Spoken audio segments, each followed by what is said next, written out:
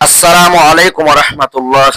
সম্মানিত প্রিয় দর্শক বিন্দু, আশা করি আপনারা সকলেই আল্লাহর অশেষ মেহেরবানি ও দয়ায় ভালো আছেন। সম্মানিত প্রিয় দর্শক বিন্দু, ইউসুফ আলাইহিস সালামের পঞ্চম পাঠে আমরা এবারে জানব রূপ লাবণ্য ভরা ইউসুফ আলাইহিস সালামের প্রতি মন্ত্রী পত্নী জুলাইকার অন্যায় আকর্ষণ জেগে উঠল। সে ইউসুফ আলাইহিস সালামকে খারাপ ইঙ্গিত দিতে লাগলো।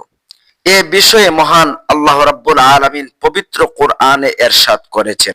পবিত্র কোরআনের ভাষায় আল্লাহ তাআলা বলেন, আর সে যে মহিলার বাড়িতে থাকতো, অর্থাৎ ইউসুফ আলাইহিস সালাম যে মহিলার বাড়িতে থাকতেন, আল্লাহ তাআলা সেই কথাটাই বুঝিয়েছেন।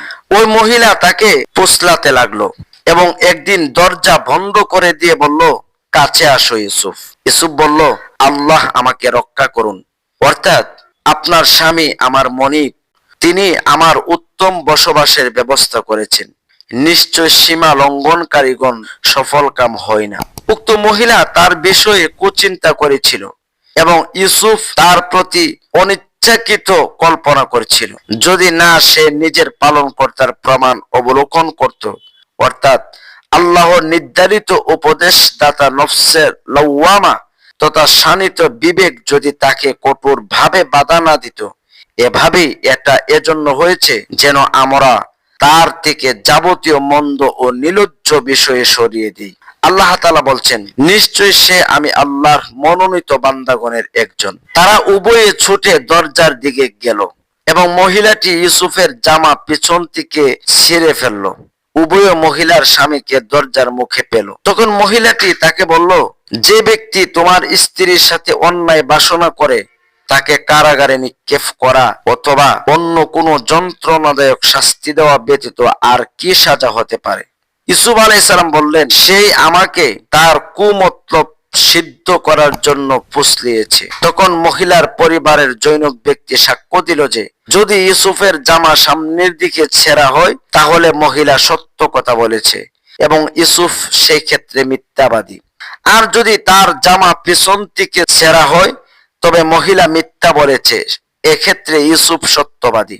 অতঃপর গৃহস্বামী যখন দেখলো যে ইউসুফের জামা পিছন দিক থেকে ছেঁড়া, তখন সে নিজের স্ত্রীকে উদ্দেশ্য করে বলল, এটা তোমাদের ছলনা, নিঃসন্দেহে তোমাদের ছলনা খুবই মারাত্মক। অতঃপর তিনি ইউসুফকে সান্ত্বনা দিয়ে বললেন, ইউসুফ, প্রসঙ্গ তুমি ছাড়ো, আর হে মহিলা, এ পাপের জন্য ক্ষমা প্রার্থনা করো, নিশ্চিত ভাবে তুমি পাপাচারিণী। জুলাইকার স্বামী অর্থাৎ তৎকালীন মিশরের বাদশা গৃহস্বামী দুজনকে নিরস্ত করে ঘটনা চেপে যেতে বললেও ঘটনা চেপে তাকিননি, বরং নানা ডালপালা গজিয়ে শহরময় বাষ্ট হয়ে গেল যে আজিজে মিশরের স্ত্রী নিজের পুত্র সমতুল্য গোলামের সাথে অন্যায় কর্মে উদ্যোগী হয়েছিলেন। তখন বিষয়টি পরিষ্কার করার জন্য জুলাইকা শহরের উচ্চ শ্রেণীর মহিলাদের নিজ বাড়িতে দাওয়াত করে আনলেন। এ বিষয়ে পবিত্র কোরআনে আল্লাহ তাআলা এভাবে বর্ণনা করেন, যখন তৎকালীন জামানার নগরের মহিলারা বলাবলি করতে লাগলো যে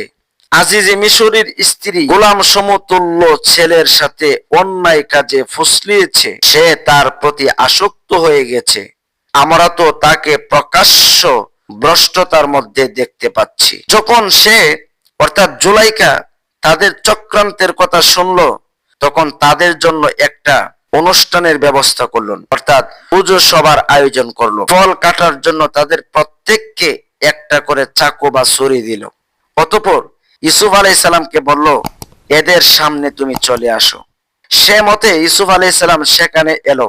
অতঃপর যখন তারা তাকে স্বচক্ষে দেখলো, তখন সবাই হতভম্ব হয়ে গেল এবং ফল কাটতে গিয়ে নিজেদের অজান্তেই নিজেদের হাত কেটে ফেললো। অর্থাৎ ইউসুফ আলাইহিস সালামের সৌন্দর্য দেখে আশ্চর্য অভিভূত হয়ে তারা বলে উঠল, হায় আল্লাহ, এ তো মানুষ নয়, এ যে মর্যাদাবান ফেরেশতা একজন। মহিলাদের এই অবস্থা দেখে উৎসাহিত হয়ে জুলাইকা বলে উঠল, এই হলো সেই যুবক যার জন্য তোমরা আমাকে বৎসরণা করেছো, আমাকে দোষী সাব্যস্ত করেছো। আমি তাকে প্ররোচিত করেছিলাম, কিন্তু সে নিজেকে সংযত রেখেছে। এখনই আমি তাকে যা আদেশ দেই তা যদি সে পালন না করে তাহলে সে অবশ্যই কারাগারে নিক্ষিপ্ত হবে এবং সে অবশ্যই লাঞ্ছিত হবে। সূরা ইউসুফ। উক্ত আয়াতে জুলাইকার প্রকাশ্য দম্ভিক্তি থেকে বোঝা যায় যে উপস্থিত মহিলারাও ইউসুফের প্রতি আকৃষ্ট হয়ে পড়ে এবং জুলাইকার কুপ্রস্তাবের সাথে তারাও ঐক্যমত পোষণ করে, যা ইউসুফ আলাইহিস সালামের প্রার্থনায় বহুবচন ব্যবহার করাই বোঝা যায়। যেমন এই কঠিন পরীক্ষার সময়ে ইউসুফ আলাইহিস সালাম আল্লাহ তাআলার কাছে আশ্রয় প্রার্থনা করে বলে উঠলেন, হে আমার পালনকর্তা, এরা আমাকে যে কাজের দিকে আহ্বান জানাচ্ছে তার চাইতে কারাগারই আমার নিকট অধিকতর পছন্দনীয়। হে আল্লাহ, যদি তুমি এদের চক্রান্তকে আমার দিকে ফিরিয়ে না নাও তবে আমি হয়তো তাদের প্রতি আকৃষ্ট হয়ে পড়ব এবং আমি মুরুক্কুদের অন্তর্ভুক্ত হয়ে যাব।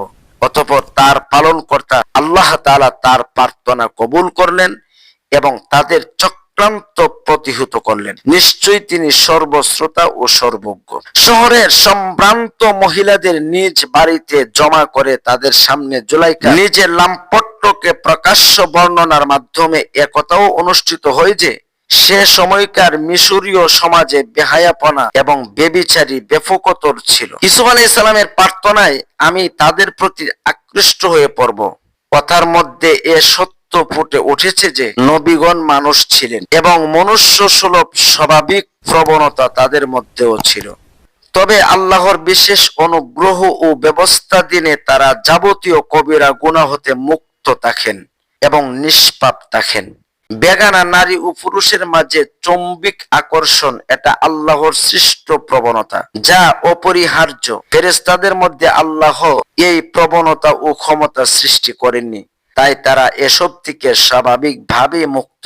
রাসূলুল্লাহ সাল্লাল্লাহু আলাইহি ওয়াসাল্লাম হাদিসে কুদসিতে বলেন, আল্লাহ তাআলা নিজের ফেরেশতা মণ্ডলীকে বলেন, আমার বান্দা যখন কোনো সৎকর্মের আকাঙ্ক্ষা করে তখন তার ইচ্ছার কারণে তার আমলনামায় একটা নেকি লিখে দাও। যদি সে ব্যক্তি সৎ কাজটি সম্পূর্ণ করে তবে 10টি নেকি লিপিবদ্ধ করো। পক্ষান্তরে যদি কোনো পাপ কাজের ইচ্ছা করে অতঃপর আল্লাহর ভয়ে তা পরিত্যাগ করে তখন পাপের পরিবর্তে তার আমলনামায় একটি নেকি লিখে দেওয়া হয়। আর যদি পাপ কাজটি সে করেই ফেলে তবে একটির বদলে একটি গুনাহ লিপিবদ্ধ করা হয়। অতএব ইউসুফ আলাইহিস সালামের অন্তরে অনিচ্ছাকৃত অপরাধ প্রবণতা সৃষ্টির আশঙ্কাটি কেবল ধারণার পর্যায়ে ছিল, সেটা সগীরা বা কবিরা গুনাহরূপে কোনো গুনাহের অন্তর্ভুক্ত ছিল না। নিঃসন্দেহে ইউসুফ আলাইহিস সালাম ছিলেন নির্দোষ ও নিষ্পাপ এবং পুত পবিত্র চরিত্রের যুবক। উক্ত আলোচনায় সূরা ইউসুফের 26 নং আয়াতে আল্লাহ তাআলা বলেছেন, ওই মহিলার পরিবারে অর্থাৎ জুলাইকার পরিবারের জনৈক ব্যক্তি সাক্ষ্য দিল। এই ব্যক্তিটা কে ছিল সে বিষয়ে কোরআনে কিছু বলা হয়নি। তবে ইবনে জারির আহমদ তাবরানী রাহিমাহুল্লাহ প্রমুখ সাহাবী হযরত আব্দুল্লাহ ইবনে আব্বাস রাদিয়াল্লাহু তাআলা আনহু থেকে একটি হাদিস বর্ণনা করেছেন, 4টি শিশু দোলনায় থাকতে কথা বলেছিল। তন্মধ্যে ইউসুফ আলাইহিস সালামের সাক্ষী হিসেবে একটি শিশুর কথা এসেছে।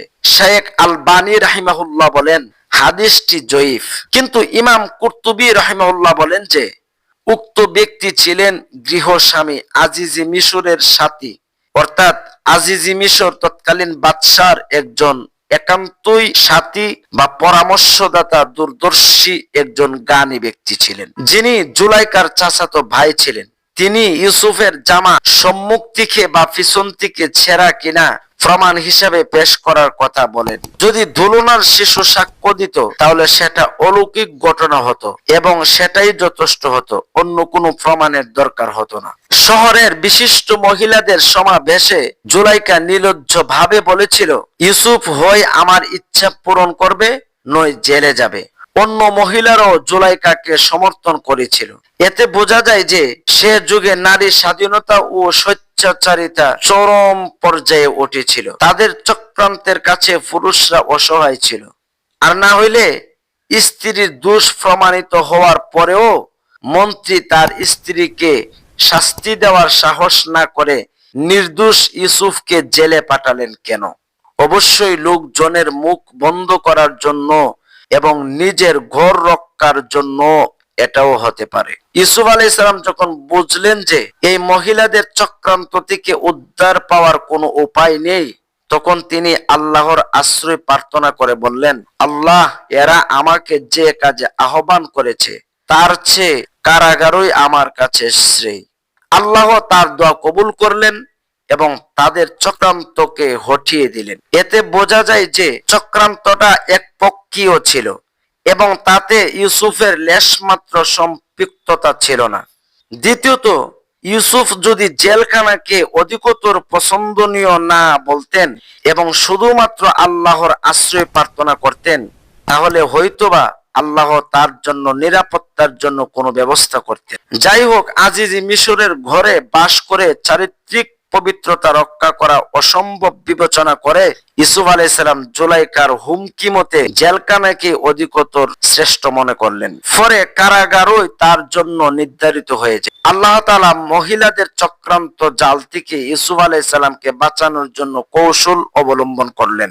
আজিজে মিশর ও তার সভা সদস্যগণের মধ্যে ইউসুফ আলাইহিস সালামের সত্যতা ও সচ্চরিত্রতা সম্পর্কে নিশ্চিত ধারণা জন্মেছিল। তথাপি লোকজনের কানাঘুষা বন্ধ করার জন্য এবং সর্বোপরি নিজের ঘর রক্ষা করার জন্য ইউসুফকে কিছুদিনের জন্য কারাগারে আবদ্ধ রাখাকেই তিনি সমীচীন মনে করলেন এবং সে মতে ইউসুফকে জেলে পাঠালেন।